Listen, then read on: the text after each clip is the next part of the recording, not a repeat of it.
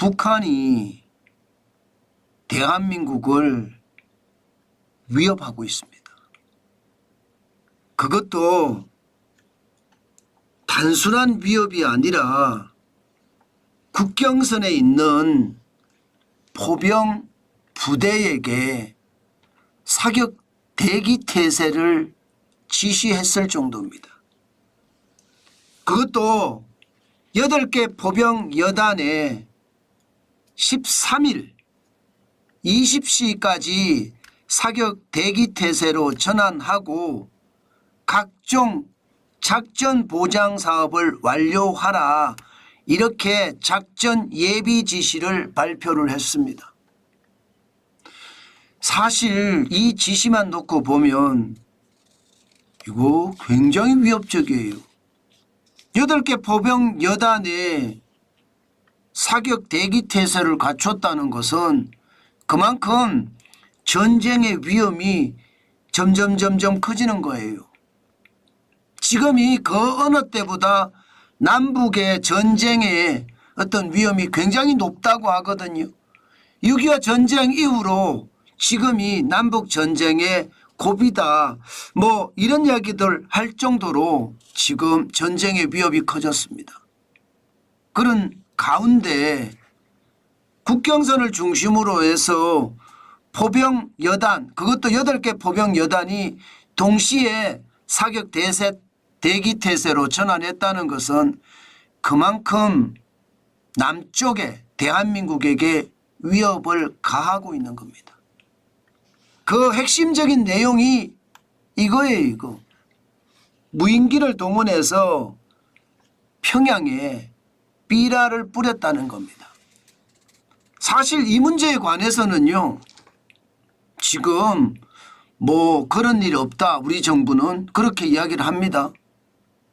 게다가 뭐 그런 일 없다 해서 사실 말은 조금 바꿨죠. 확인해 줄 수 없다로 바꿨습니다. 왜 확인해 줄 수 없다로 바꾸느냐, 전략적 모호성이라는 게 있거든요. 시인도 부인도 하지 않는 전략적 모호성, 이것을 기본적으로 우리나라가 견지하는 자세입니다. 그러다 보니까 전략적 모호성으로 우리는 확인해 줄 수 없다예요. 처음에는 그런 적 없다 해서 이게 확인해 줄 수 없다로 바뀌었습니다. 그런데 이 무인기가 말입니다, 참 미스테리는 미스테리입니다. 왜냐하면 평양까지 갔다가 돌아오는 게 적어도 300km라고 합니다. 300km. 그런데 우리나라가 가지고 있는 무인기는 300km를 갈 수 있는 무인기가 없다는 거예요. 우리나라가 갖고 있는 송골매라는 무인기는 행동 반경이 280km라는 거예요. 300km가 안 된다는 거예요. 그런데 북한은 무인기가 남한에서 보냈고, 그 남한에서 보낸 직접적인 이유가 삐라를 한번 봐라, 삐라. 대북 전단을 보면 김정은 부녀가 명품을 치장했다는 비판, 여기에 남북 경제 상황을 비교했다는 이 전단지거든요. 물론 북한이 이 전단지를 발표를 할 때, 삐라통을 발표를 할 때요, 전부 다 이렇게 쉽게 말하면 모자이크 처리를 해서 이게 어디까지가 진실이고 어디까지가 거짓인지는 몰라요. 중요한 것은 김정은이하고요, 김주의 딸이죠, 명품으로 치장했다는 것. 인민들은 굶고 있는데 그만큼 말입니다, 이들은 부만 누린다는 것을 이 삐라에 집어넣었다는 거예요. 어떻게 생각하면 굉장히 북한 입장에서는 위협적이죠. 사실 이것 때문에 북한이 자작극은 아니다, 뭐 이런 이야기도 나옵니다. 원래는 자작극일 수도 있다, 이렇게도 나왔거든요.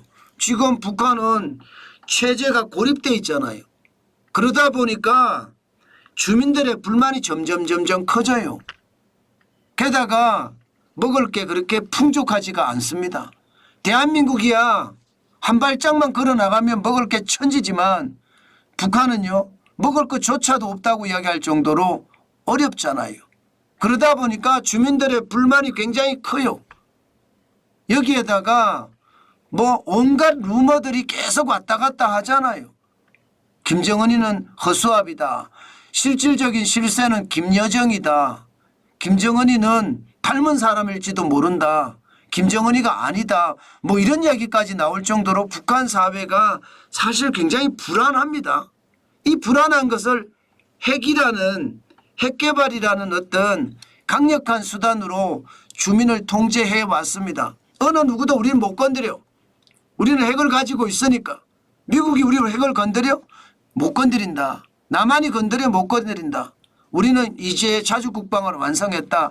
이렇게 이야기했지만 경제난이 사실 북한의 어떤 체제를 흔들고 있는 것도 사실이거든요. 게다가 김정은의 기반이 약해서 이게 군부를 완전하게 장악했다 이렇게도 말할 수 없다.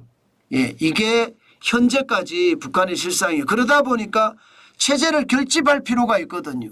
그 체제를 결집할 필요가 있는 게 바로 자작극을 통해서 남한이 무력으로 자꾸 침공한다. 무력은 아니지만 뭐 남한이 침공한다. 이거를 가지고 북한의 어떤 불만을 달래려고 하는 그런 모습을 보인다 이렇게 보거든요. 물론 김정은 그리고 김주의 부녀에 대한 이야기를 가지고 이렇게 자작극을 벌이겠느냐 뭐 이런 이야기도 나오기는 해요. 그러나 중요한 것은요. 계속해서 공포감을 점점 키워간다는 사실이에요. 이것은 어쩌면요. 전면전에 대한 어떤 공포는 저는 그렇게 크지 않을 거라고 생각은 합니다. 그렇지만 국지전은 지금 언제든지 일어날 수 있다는 것 여러분들도 감지가 되시죠. 게다가 전 세계적으로는요.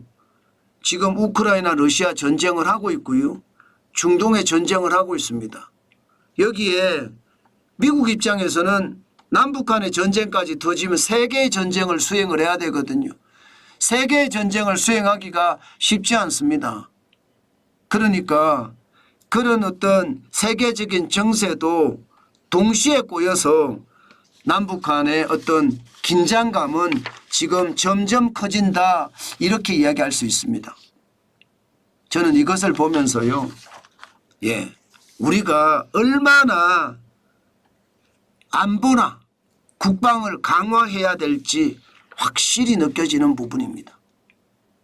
사실 김정은이는요. 남한 상공에 무인기를 한두 번 보낸 게 아니잖아요.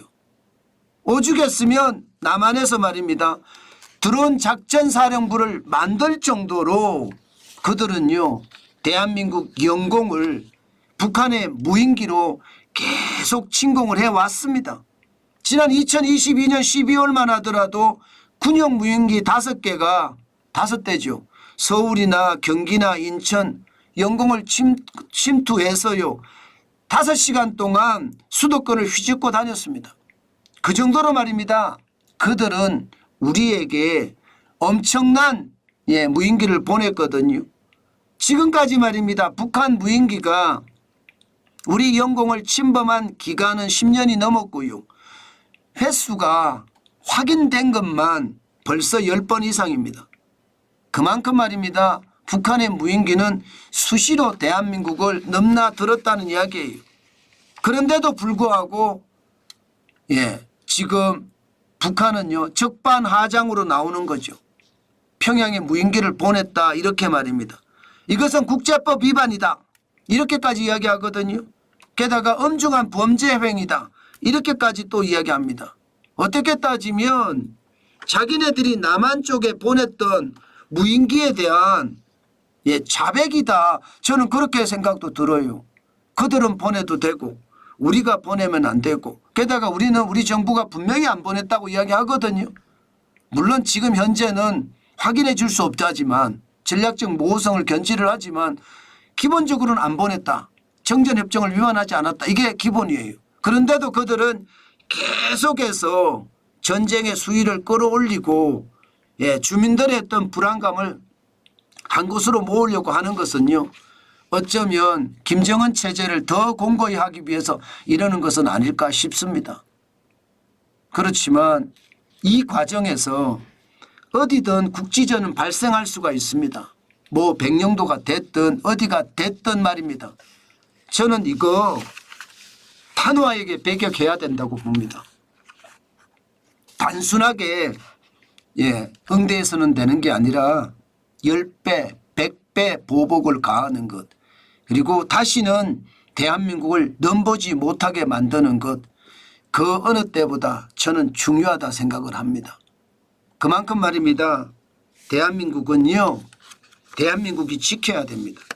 그리고 이게 남한에서 보냈다 이런 얘기가 나오면 또 말입니다. 남남 갈등이 조장이 돼서 남한에서는 또 뭐 보내면 되느냐 안 되느냐 이런 얘기 가지고 진짜 말이 많을 겁니다. 중요한 것은요, 북한은요 어쩌면요 김정은 체제를 더 공고히 하는과 동시에 남한 쪽에 분란을 일으키려고 또 이렇게 했는지도 모르니까 우리는 우리 스스로 북한에 대한 어떤 뭐 물리적 공격이든 아니면 이게 정신적 공격이든 아주 단호히 배격하고 받아내는 그런 강력한 자세가 사실 필요하지 않을까. 저는 오늘 그런 생각을 해보게 됩니다. 국방은요 그 나라의 국력입니다. 국력이 강해야 대한민국도 우뚝 설 수 있거든요. 그래야만 대한민국이 더 강한 군대를 가질 수도 있고요. 저는 반드시 북한이 어떤 도발을 가해 오더라도요, 우리는 100배, 1000배 보복을 가함으로써 다시는 대한민국 영토를 넘보지 못하게 강하게 막아야 됩니다. 그렇지 않으면 대한민국을 우습게 볼 겁니다. 대한민국이 우습게 보여서는 안 되잖아요. 강한 대한민국이 돼야 되잖아요. 저는 이 기회가 전쟁으로 가는 최악의 시나리오는 저는 아니라고 생각을 하지만 최악의 시나리오가 온다고 하더라도 우리는요 단호하게 북한을 물리치는 그리고 초토화시키는 그런 힘을 길러야 되겠다. 그 말씀 다시 한번 강조해 봅니다.